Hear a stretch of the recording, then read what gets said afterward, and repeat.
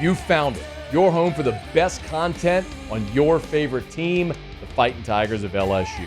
Do us a favor. Subscribe to the channel. Leave your comments below. And be sure to smash that like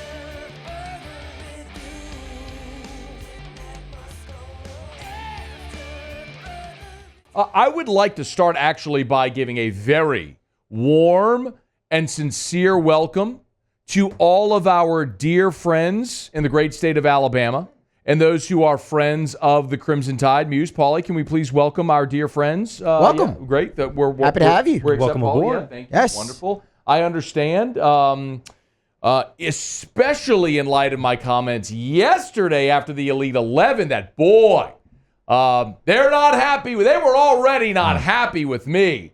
Now they're infiltrating all of our goings on. So I am to understand that many of them are going to find their way here today. I'm very happy to see them all. And a strange dose of irony, all that does is help us. It helps all of our watch time and metrics and viewership and listenership and engagement and everything. So impressions. So thank you very much for being here, all of you. It's wonderful. I was going to mention that as well. Yes, yeah, it's a good time. It is. It's a good time. Welcome to our family. Yes, welcome to our family. It's dysfunctional. Most families For sure. are. I mean, Muse is a pothead. Not His necessarily mom's true. named after Marilyn Monroe. Also not true. I mean, these are things that happen. Paul drives around in a low-riding truck with a big fleur-de-lis on the back glass. Subwoofer's going out to Central, right? That part's We're true. just a big Absolutely. We're just a big family here. Yep. Dysfunctional like everyone else is. That's all. We welcome you, all of you, donned in cloaked in your crimson and white. But we welcome you all. And if you're wondering, they're here because you know what's odd? We've been doing the Bama is burning segment bit, whatever, ever since Nick Saban left, retired. Yeah. How many would you say, Paul, you have to cut all of those. How many Bama is burning bits have we done? Ballpark it for me. Probably 7 or 8. You think it's that? It's only that? I thought we've done at least a dozen. I don't think we've done that many. Okay. Yeah. But anyway, so since that was in January or February? January. It was right after the national championship. Okay. So in 6 months, so we're averaging about one a month, maybe. It's funny, they think that I'm obsessed with them.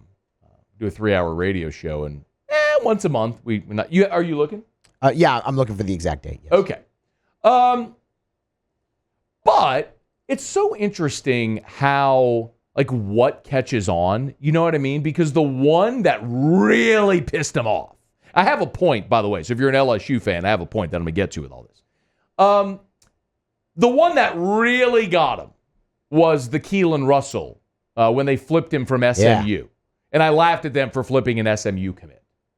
And the point being, they had Julian Sayin committed, right? Julian Sayin was the number one quarterback in the country. Nick leaves. Number one player in the country, I think. Number one quarterback, definitely for sure. Quarterback. And Julian Sayin leaves and goes to Ohio State. They don't sign a quarterback, and now they're flipping a kid from SMU. And my point is only, he may be a fine player. My point is that they've lowered their standard. They're doing backflips over this. Anyway, so what's his name again, the quarterback kid? Keelan Russell. Got it. Keelan Russell. Yeah, him. So he goes out to the Elite 11 and wins the MVP of the Elite 11. Mm-hmm. And boy, yesterday my Twitter was flooded with Alabama fans, just tattooing me because their guy, Keelan Russell, won the Elite 11 MVP. He went out there in shorts and T-shirts and threw against air, and boy, did he nail it. And so I probably should have just left it alone, but you know that is not my personality. Can't do that. Right, Muse? Can't do that at all. Yeah, so I decided to get super passive-aggressive. And I tweeted out, I'd like to congratulate Bama fans on your QB's Elite 11 MVP. What an honor.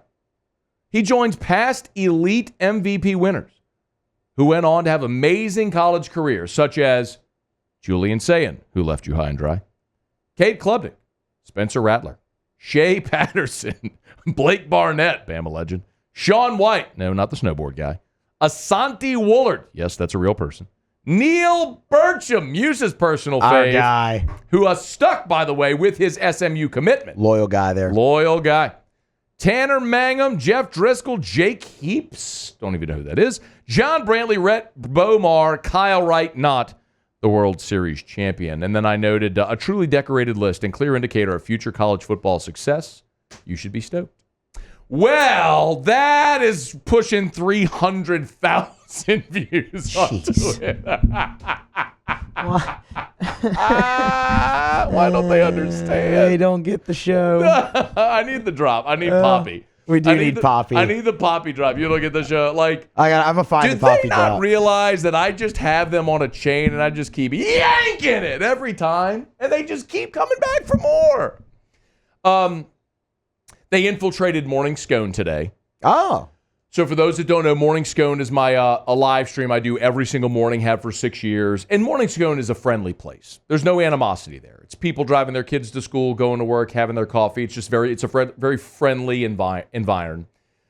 And they infiltrated today. Some of the Bammers did, and they were starting to kind of kick the anthill a little bit. I was ignoring them mostly, but I invited them all to come here today and to go into the AFR YouTube chat, because most of the people on our YouTube chat hate me anyway. So that would actually, I think, make for this grand confluence of circumstance on the internet today. So welcome to all of you.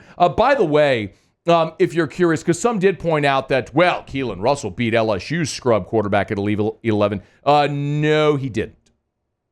No, he didn't. You see, because Bryce Underwood, who, Muse, remind me, I don't remember, where is Bryce Underwood in the quarterback and player rankings for 2025? Oh, he's number one. He's the number one quarterback? Quarterback, yeah, and player, both. Oh, both. He's the number one overall player. Mm-hmm. Oh. Well, yeah, he's been committed since January. True.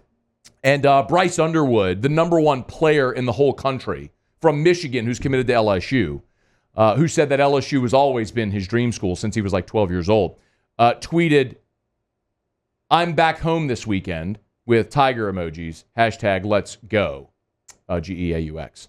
Yeah, so that's why Bryce Underwood was not at the Elite 11. You see, he's in Baton Rouge this weekend. And if I'm an LSU fan, coach, player, whatever, I'd much rather have Bryce Underwood in Baton Rouge for Friday Night Lights recruiting the other top talent in the country this weekend than having him in, as Mike Detillier would say, in the pajama and slipper Olympics over there throwing against air. But good luck. I'm sure your kid from SMU is going to do fantastic. By the way, just as a little reminder, if you want to look at like the all-time quarterback rating numbers, okay, this is from 247 going all the way back to the year 2000. This is rating. This isn't 5-star. This is they assign the number, the rating. Bryce Underwood, all-time, is number 22. Quarterbacks, all-time number 22. One spot behind Matthew Stafford, a spot ahead of Ryan Perrilloux, incidentally. Hey. And if you're wondering if you're an LSU fan, like, you should be impressed. Like, I can point out some other names on this list. Paulie, pull this up if you would. Let's just have a little fun here. Number 31 on the list, Caleb Williams. Pretty good. Number one overall pick, Heisman Trophy winner, all that good stuff. How about if we come up to number 44? Who do we see there at 44? Oh, Tim Tebow. Oh, heard of him. Heisman Trophy winner, national champion. Two-time national champion. Maybe as a starter once, but yes, but two-time national champion. Maybe the greatest SEC quarterback of this or any era. I mean, we could keep going far and far and far and far down this list because the list goes on and on and on and on forever. Like at number 75 is Cam Newton. He was pretty good. Heard of him, Heisman Trophy winner, national champion. So I might remind you, pick. Bryce Underwood, 22 all-time. Cam Newton, 75. We can keep going. How about J-Rock? How about Jamarcus? Yeah. Let's talk about him. Jamarcus, number 87 all-time. Tua, number 91 all-time. How about Matt Leinart, national champion, Heisman Trophy winner, indeed. number 98 all-time. The point being, Bryce Underwood is in front of a whole lot of really distinguished quarterbacks all-time at this point in their career. Now, he hadn't taken a snap. He's got to get to campus and stay on campus and prove it and all that stuff. But if you're going to try to sell me on the SMU flip instead of a guy that is clearly a generational type talent in his rating. By the way, Andrew Luck, number 102. Jaden Daniels, number 103. Deshaun Watson, number 104. That's a pretty good little streak they had there, right? Nice little run there. All the way in the 100s. Boy, we were fired up about Walker Howard. Yeah. Number 110.